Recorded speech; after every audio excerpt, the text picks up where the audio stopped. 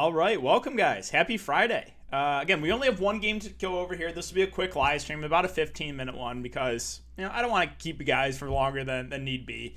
But yeah, reviewing or recapping the slate last night. Had the takedown until the very, very end when Sabonis fouled out. And yeah, Robin Lopez didn't come back in. So my lineup for that last Showdown slate was Sabonis and the captain, Westbrook and Beal. I was hammering home, you play all three of those guys. You find a way to make it work. I don't want the mid-range. I punted with all three centers. Gafford was unreal. Len was good in his time, and Lopez only played 6 minutes. That was a little bit tilting. Yeah, couple points away from first. Still ended up like 17xing. Again, I only put in like $40, but ended up walking away with about 660. So no complaints. It could have been like 3 or 4 times bigger than that if Sabonis get in foul trouble. So yeah, news for the slate. Really, the big news we're waiting on was Damian Lee. And right now, he was doubtful and upgraded to questionable and now unlikely to play. And the reason that would have been big news is that would have been a pretty big downgrade to a guy like Poole and probably would have taken Mulder out of play. But now it looks like Damian Lee's not going to play. So that's really all the news we're waiting on. I guess, starting lineups, but I assume it's going to be the same for both teams here. So yeah, that's really the news that we're waiting for. And the game total, it's a 220.5 over under. Warriors are 5.5 point favorites. All right. What's going on, guys? Oh, sorry. Ooh. What's going on, Ancor?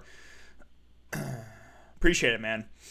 Okay, we want 16 minutes. I'll give you 16 minutes. All right, so let's talk about it real quick, though, guys. If you're coming in, leave a like button. Again, helps me out a lot. Let's try to. Last time we got to 200 viewers in the show, I'd say, for 15 minutes, and I think we got like 60-ish likes. So if you could, leave a like button as you come in. All right, I'll start off with Memphis. So we have John JV at the top. Optimal build-wise is JV. It's not close, right? The only way I see JV not getting there in this game, foul trouble. That's it, because he's a phenomenal point per minute guy, and he's going to play close to 40 minutes. 35 to 40 minutes for JV.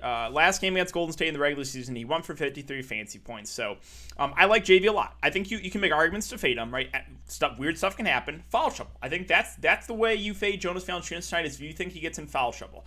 If he does not get in foul trouble, I have a really hard time seeing him not be in the optimal lineup. I do.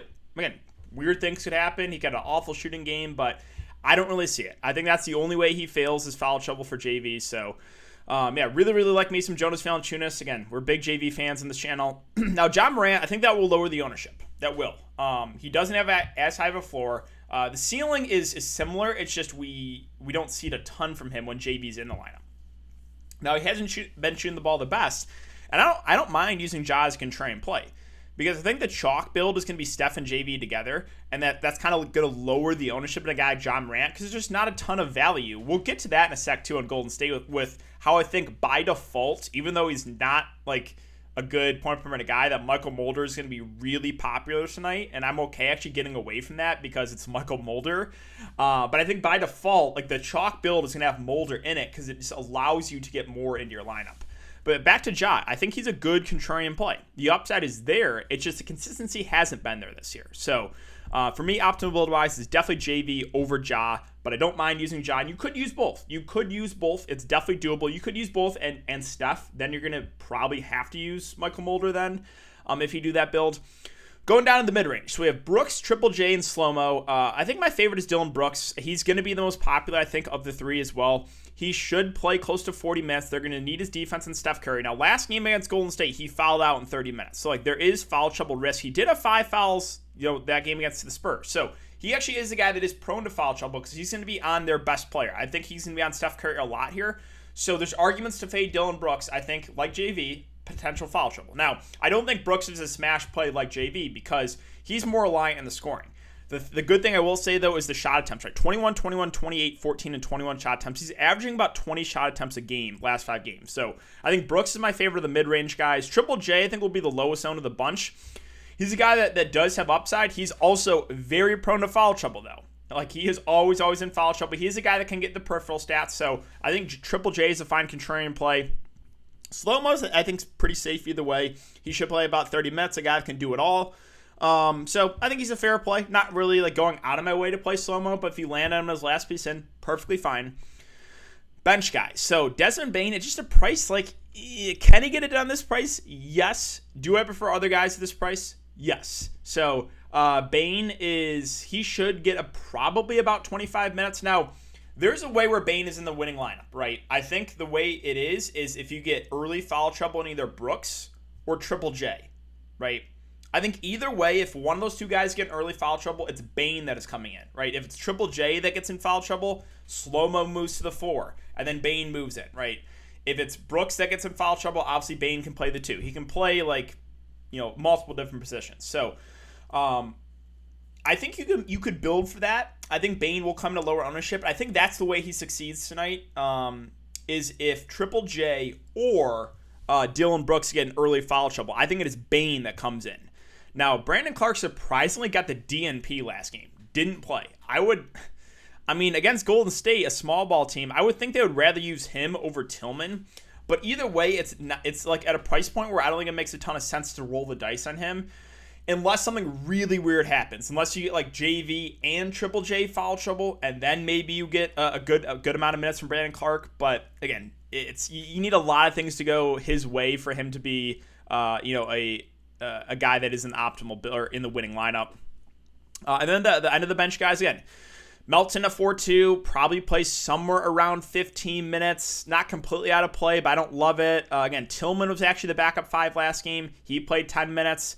I think he's not completely out of play, but you need something weird, right? I think you need the JV foul trouble. If you don't get JV foul trouble, I don't see a way where Tillman plays more. And there's also a chance, too, that Brandon Clark is actually the backup 5 over Tillman. So there's also DNP risk with a guy like Tillman. Winslow's not going to play unless something really, really weird happens. And Grayson Allen and Tyus Jones probably play 5 to 10 minutes. And I don't think it's enough for me to get to either of them. Again, you need something really weird. You need like John Morant foul trouble or something like that for one of those two guys to get more runs. So that's our match for Memphis. Now let's go to Golden State. Golden State should be an 8-man rotation here. So Steph Curry, I'm not fading him. I play one lineup. I'm not fading Steph Curry. If you're building 20 lineups, sure, you can fade him in one or two, and you hope they just double and triple team him every time, or you hope he gets in foul trouble, or maybe like a freak end, like something weird has got to happen where Steph's not in the optimal lineup. I think him and JV are the two guys I'm looking to most for the captain spot. Scrolling down a bit more, so Draymond Green at 8.8K should play about 40 minutes. It's a much better matchup here than it was against the Lakers. He's a guy that can go out and get you a triple-double. I think he's a very, very safe play in the mid-range. I don't really think he's going to kill you. He also has some upside, so I do like Draymond. Wiggins, more of a secondary play for me. Should play about 40 minutes. He does have the upside, but he's never a guy I trust and a guy I dislike playing. You guys know that if you watch my content this year.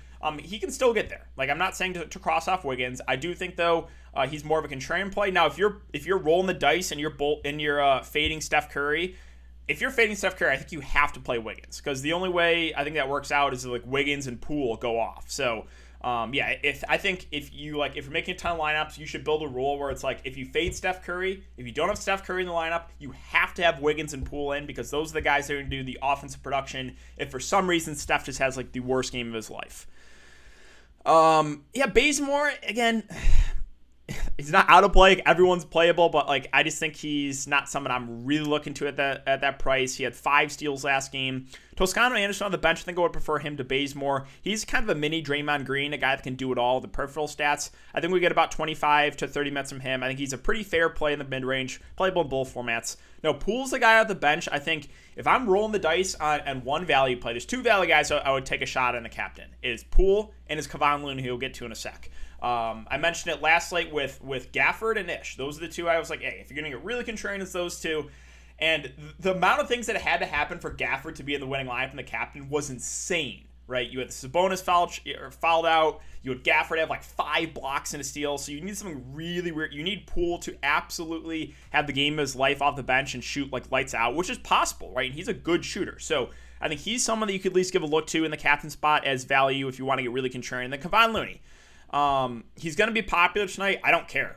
You play Kevon Looney. The only way he doesn't get there is foul trouble, right? And which is possible against Jonas Valanciunas. So there is merit to fade him. I think that's the reason. Same thing with Jonas Valanciunas.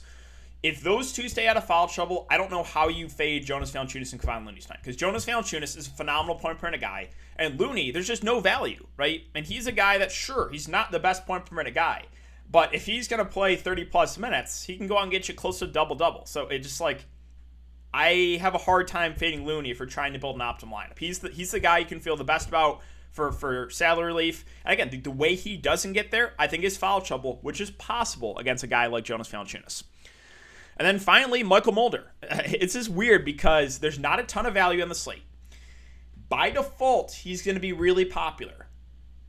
He is, because you try building lineups tonight, there's nothing. There's no value. So it's like he is going to be popular. There's merit to fading Mulder tonight. There is, because he is not a guy like a Alex Len, like a Lopez, who are actually decent point per minute guys. He is super reliant in scoring, and if he doesn't hit his threes, he can literally get you 0 fantasy points. Like, he's that bad of a point per minute guy. So, but I do think he most likely gets somewhere around 15 to 20 minutes. And with there just being no value on the slate, he by default is going to be popular. And I think he, again, is in play for that reason of just the salary, because there's like no one in this range that is even playable, right? Like, you have like Tyus Jones and Grayson Allen that are going to play 5 minutes. I'm going to take 15 to 20 minutes out of Mulder over those guys. Unless something really weird happens with, like, you know, you need foul trouble or something for those Memphis guys. So Mulder obviously is by default someone you could look to punt with. I do think, though, he's going to be pretty popular. I think it's an interesting fade tonight because it's not like he's a good point per minute guy. So, roster construction, I think the chalk build is either Jonas Valanciunas or Steph Curry and the captain. I think you make that work. That's where I'm going for optimal build. Mid-range, I think my favorite play in the mid-range would be either Brooks or Draymond Green in the captain spot. Again, Draymond Green's got the triple-double upside. Brooks is a guy that's been shooting the ball a ton recently. Value, it is Poole, it is Looney. I still, again, you're going to need some really weird stuff to happen, because if you put Poole in the captain, it still doesn't open up enough really for me to get super excited about it, right? Whereas if you just go like JV with those same 3 or like Steph with those same 3, you can still make that work, right? So it doesn't save you enough for me to get to really want to do that for my one lineup that I'm building tonight. So, all right, that is where I'm at, guys, for the breakdown. Got a couple minutes left for some questions. We're at 260 viewers. Thank you so much. 60 likes, appreciate it, guys. I'll stand for another few minutes to answer some questions. Toscano, Anderson, Poole, or Mulder and Draymond? Yeah, that's one I've honestly been debating too. I think I'll lean the Draymond one slightly, but that is not a strong take because Mulder's a guy that can realistically get you 5 fantasy points. So it's a tough one, but yeah, I think I'll go with the second one there because Draymond Green he can go out and get you 60, right? Need your opinion for tonight. Steph, captain, Draymond, Mulder, Looney, Triple J, and JV. I like it. I think it's a good build. Triple J will come in a little bit lower ownership. The Mulder-Looney combo is going to be popular, and I think it should be because, again, there's just no value on the slate. Dylan Brooks in the captain spot, your thoughts? He's one of the mid-range guys I would consider because he's getting a ton of shot attempts up. He can get you some defensive stats as well, so I'm good with that. Draymond or Josh straight up? Draymond for me. It's tough to get off Mulder, right? It kind of forces you on Mulder, which I think makes for interesting fade tonight because he is going to be really popular just for that reason. Do you think Looney will be high on captain? No, he won't be. Again, if you're going to roll the dice, though, it would be him or Looney or him or Jordan Poole. I would take the shot on just because of the minutes. What do you think of captain, JV, Curry, Looney, Brooks, Mulder, Green? Looks good to me. JV or Draymond and the captain? For me, it's JV. Jaren Jackson and Juan Anderson or Brooks and Poole. I think the first one might have a little bit of higher floor. I think the second one has more upside. If Poole's hitting his shots, if Brooks is really lighting it up, I think that is more upside than the first one. There are going to be a ton of tie lineups. Yeah, there are. I don't think I'm going to try to outsmart everyone and just going to cash. I'm not trying to get too cute in this one either. I know I'm going to have a popular lineup tonight. If it's optimal and I split with a ton of people, so be it. Appreciate all the time you take to help us. Of course, man.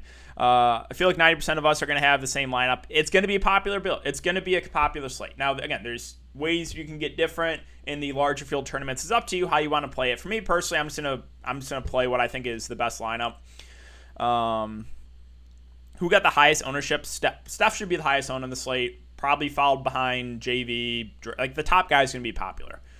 Thoughts on captain Looney, Anderson, Curry, JV, Green, and Poole. Again, it's super contrarian. There's ways it does work out. We saw it last slate, but you're gonna need some crazy stuff to happen for that to be optimal. Captain Ja, Brooks, Curry, Looney, JV, Mulder. I like it. It's a little bit different with Captain Ja. Again, I think Ja is an interesting contrarian spend up he'll be a lot lower owned than guys like Steph, than guys like JV, and guys like Draymond. He does have upside.